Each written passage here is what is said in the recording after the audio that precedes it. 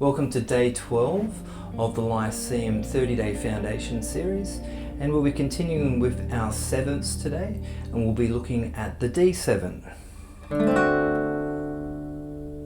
Okay, and the chord is played like this. We don't play the E and the A, so we start on the open D, so it's a 4-string chord. And then we've got our second finger on the second fret of the G string, got our first finger on the first fret of the B string, and our third finger on the second fret of the E string. Okay, so if you remember, the D was like this. So essentially that third finger is moving down to the E, and then that first is also jumping. But don't worry too much about the transition between the standard D major chord and the A7. I just want you to hear it. Okay, so the D7, as a reminder, is a form of a dominant chord, and it's made up of the first, the third, the fifth, and the flattened seventh. Okay. Now this little position is just a comfortable little position, and you get used to moving that around all over the fretboard nicely. It's part of the diminished family.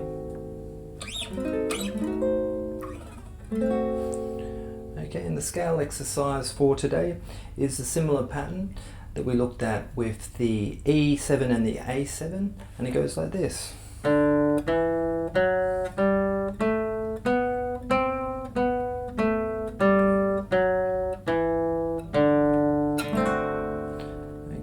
And the notes are as follows: D, E, F sharp, G, A, B, C. C, B, A, G, F sharp, E, D. Okay, so just get in the habit of calling them out.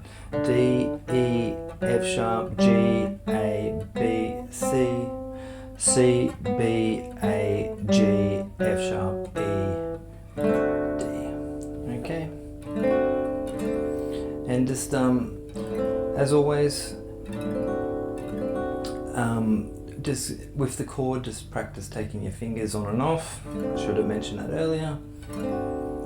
Okay, and with the scale exercise, just move up on your own accord. Take your time. Doesn't matter if it's extremely slow.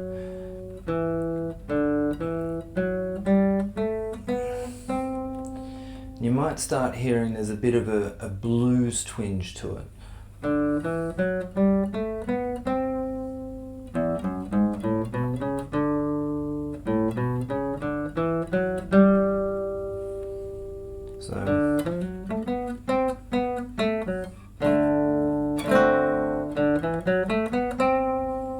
Alright, that's why I'm showing you this pattern.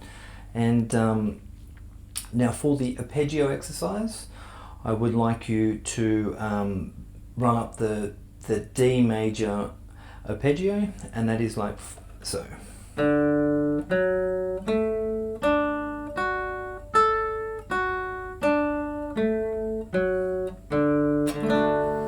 Okay, so straight off the D chord, the D major, and then we're jumping up to that 4th fret.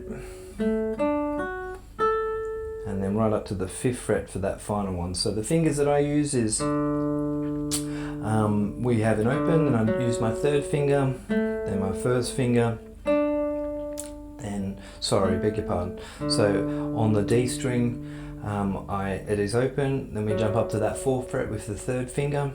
Then I'm using my 1st finger on the 2nd fret of that G string. I'm using my 3rd finger on the 3rd fret of that B string, and my 1st finger on the 2nd fret of the E string, with a stretch all the way up to that 5th. So that stretch is an exercise in itself.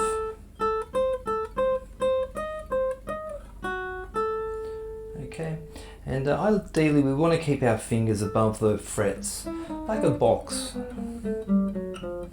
So if you see me playing a chord and we're going to be moving up to that 5th fret, we want to keep our fingers over the corresponding frets, so we're not jumping all over the place. But as I've mentioned a few times, I'm not too worried about fingers at this stage. We just want to get those foundations down.